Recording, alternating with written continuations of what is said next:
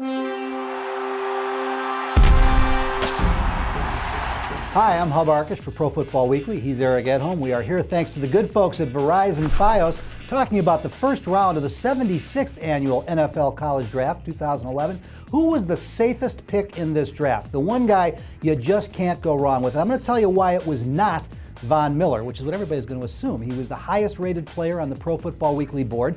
You got him at number 2 in Denver, so that's good value. But here's the problem. His ideal position is outside rushbacker in a 3-4, and John Fox is not going to play a 3-4 at Denver. He's going to convert him back to a 4-3. Now, I think Miller's a wonderful player, Eric. I think he's going to be fine. I think he's going to be a Pro Bowler.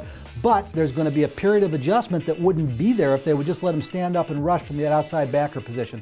I go to number 3 and Marcel Darius going to Buffalo. I know there's a couple off the field issues, but this kid is a monster. I mean, you put him on the inside on the defensive line, their biggest need is for run stuffers. You look at that AFC East where there's really good offensive lines, but there's places to attack. I think he's going to have an instant impact. I don't think they're going to go wrong. I don't think the off the field questions were that great, and I really like Marcel Darius at number 3. You know, he's a good player. I think he's living off his reputation a little bit. You know, I think back to the national championship game against Texas, 2 sacks. That was his breakout game. We expected this huge senior year for him, and yet when I tuned in, I saw him getting pushed around a little bit at times. I'm not sure this is a dominant player. He's a nice player. He's going to be a fit in that 3-4 defense. The debate over whether they should even be in a 3-4 defense is out there too. I would say they wouldn't. They don't have the pieces for it right now. This is only one of them. He doesn't have enough around him, and there's no pass rusher right now, so I really have a problem with that end of the pick. For me, the safest guy was A.J. Green.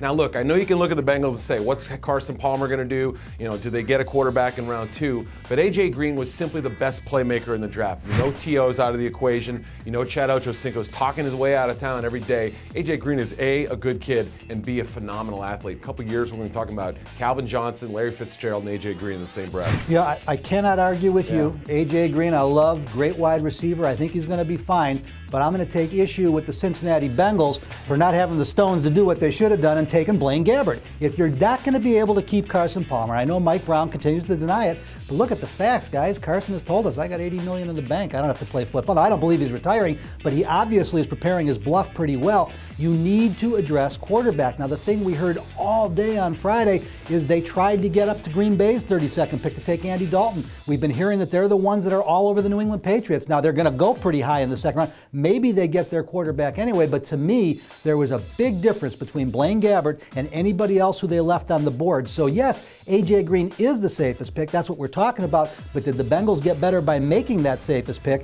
If it's Carson's little brother who's going to be throwing to him, we really don't know. Yeah, and I don't know if you want to throw Blaine Gabbert into that mess right away. I like his situation in Jacksonville where he's got a year or so to work out. So, hey, the Bengals, one of the thinnest coaching staffs and one of the thinnest scouting staff in the league. They get this one right, I think. What do you think, guys? There's 32 to pick from. We've only talked about 3. Reach out to us at ProFootballWeekly.com and let us know. And while you're there, you can get all the best breaking news, analysis, and the way we hear it, or you can follow us on Twitter as well.